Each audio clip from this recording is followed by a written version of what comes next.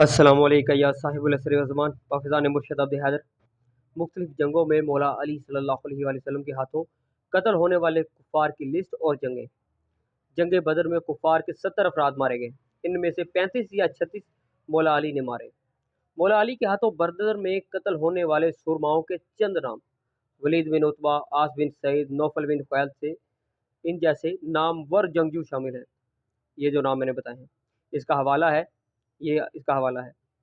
جنگ احد میں محمد صلی اللہ علیہ وآلہ وسلم کی ڈھال بن کر جب بہت سارے صحابہ کرام ان کو چھوڑ کر تشریف لے گئے تھے، تب طلحہ بن ابی طلحہ سمیت آل عبدالدار کے 9 سے 11 ایسے جنگجو کہ ان کو دوزخ بھیجا، جو کہ یکے بعد دیگرے جھنڈا سنبھال رہے تھے۔ آپ کو پتہ ہے جھنڈا کون سنبھالتا ہے؟ اگر مسلمانوں میں ہو تو وہ جھنڈا سنبھالتا ہے جو ایمان میں مضبوط سے مضبوط ہو، کہ ایک اگر شہید ہو گیا تو دوسرا جھنڈا سنبھالتا ہے۔ جھنڈا سنبھالنے والا کبھی بھی عام بندہ نہیں ہوتا، لیکن اگر وہی جھنڈا سنبھالنے والا کفار میں ہو تو بد سے بدکار جھنڈا سنبھالتے جاتے ہیں۔ تو جس طرح وہ جھنڈا سنبھالتے جا رہے تھے، اپنے آپ میں بہت بڑے جنگجو بنے ہوئے تھے تو حضرت علی نے ان کو مارا، آل عبدالدار اور طلحہ بن ابی طلحہ سمیت اتنے 9 سے 11 لوگوں کو۔ اسی موقع پر مشہور زمانہ غیبی ندا آئی، جو آج تک آپ نے سنا ہے، جس کو ناد علی بھی اکثر بولتے ہیں، لا فتح الا علی لا سیف الا ذوالفقار۔ یہ ندا گونجی اسی موقع پر، اور اس کا حوالہ یہ موجود ہے۔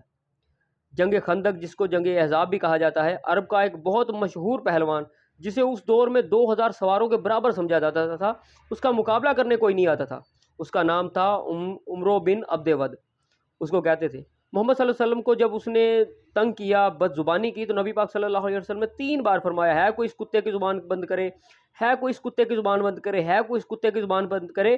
تینوں بار سوائے حضرت علی کے کوئی نہ اٹھا، صرف حضرت علی اٹھے جو اس سے مقابلہ کرنے کے لیے گئے۔ اور وہیں پہ یہ حدیث ارشاد ہوئی کہ علی کی ایک ضربت ثقلین کی عبادت سے افضل ہے۔ علی کی ایک ضربت ثقلین کی عبادت سے افضل ہے۔ جی، دنیا اور آسمانوں میں جتنے عبادت گزار ہیں، ان سے بھی زیادہ جو مولا علی کی جو ضربت ہے نا، ان کی عبادت سے وہ افضل ہے۔ ٹھیک ہے، باقی عمل تو بہت دور کی بات ہے نا۔ اور یہ حاکم، یہ نیشا پوری ہے، کوئی اور نہ سمجھ لینا جو آج کل چل رہا ہے، یہ نیشا پوری، اور یہ کتاب کا نام ہے۔ جنگ خیبر میں بھی مرہب کو مارا، اور یہ حوالے ہیں اس کے۔ اچھا، بات سمجھنے کی یہ ہے کہ ہر جنگ میں حضرت علی فاتح رہے، کتنے سارے کفار کو مارا، اور جب بھی اسلام کی مخالفت کی یا نبی پاک صلی اللہ علیہ وآلہ وسلم کی توہین کی، تو حضرت علی کی تلوار ہی سامنے آئی۔ جبکہ پورے حوالے موجود ہیں، اہل سنت کتب سے حوالے موجود ہیں، دیوبند کتابوں سے حوالے موجود ہیں، لیکن اس کے ایک برعکس ایک اور بھی حقیقت ہے جس کا ابھی ملاحظہ کرتے ہیں۔ جی، یہ جنگیں ہوئی ہیں، اور ان میں ایک طرف تو صحابہ کرام کی فوج ہوتی تھی، دوسری طرف کفار کی فوج ہوتی تھی۔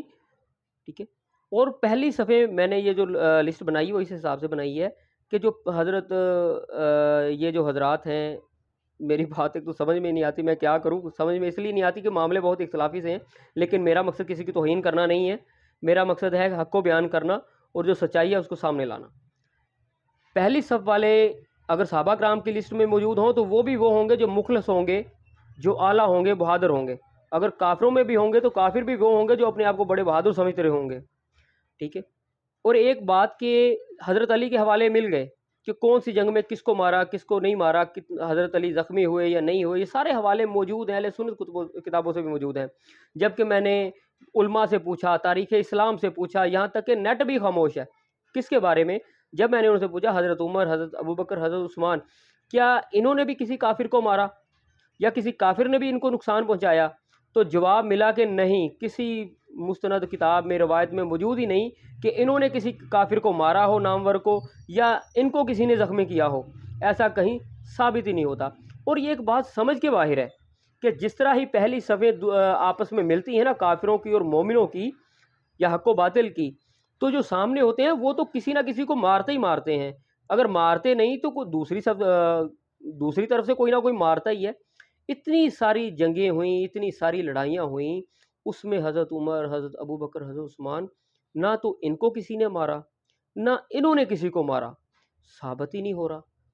समझ ही नहीं आ रही, ये मुझे समझ ही नहीं आ रही। यहाँ तक कि तारीख चुप है, इसके बारे में तफसीर चुप है, उलमा चुप हैं, यहाँ तक कि इंटरनेट भी जवाब दे गया कि हमें इसके बारे में कोई मालूमात नहीं। ये अब मुझे समझ नहीं आता, आप झूठ बोलते हैं या किताबें झूठ बोलती हैं, तफसीरें झूठ बोलती हैं, हदीसें झूठ बोलती हैं, मुझे समझ नहीं आता तौबा नौज़ बिल्लाह कि ये क्या है।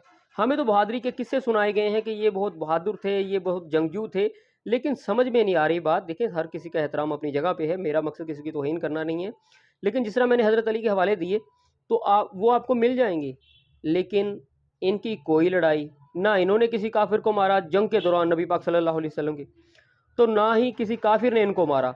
हालांकि जब दोनों फौजें आपस में भिड़ती हैं तो ये चांस ही नहीं बनता कि जो पहली सफ़ों में मौजूद हों वो किसी को ना मारे या दूसरी फौज में से वो किसी को ना मारे, ऐसा सवाल ही पैदा नहीं होता। तो बात करने का मकसद है, वो कहते हैं तनकीद के लिए तहकीक ज़रूरी है, इल्म ज़रूरी है, और झगड़े के लिए जाहिल होना ही काफ़ी है। ठीक है, बाकी उम्मीद है कि आप मेरी बात को गौर करेंगे, समझेंगे। अगर मैंने तो सर्च कर ली, लेकिन ख़ुद भी सर्च करें। अगर आपको ये मिले कि हाँ इन्होंने फ़लाँ काफिर को मारा था, फ़लाँ जंग में ये ख़ुद ज़ख्मी हुए थे, कोई मुस्तनद किताब से हवाला मिले तो मुझे भी सेंड कर देना। हाँ, हज़रत अली के बारे में जो मैंने पेश की हैं बातें, वो तो आपको पता है और मैंने हवाला दे भी दिया है। और अगर कोई कहे ना कि नहीं जी इन्होंने बहुत जंगें लड़ी, बहुत बहादुरी दिखाई, बहुत काफिरों को मारा और साबित ना कर सकें, तो फिर ये टेक्नोलॉजी आई है, जो कहते हैं ना ये टेक्नोलॉजी है, और ये टेक्नोलॉजी आई है फिर। ठीक है, बाकी हुब्बे अली रहमतुल्लाह, बुग़्ज़े अली लानतुल्लाह बेशुमार।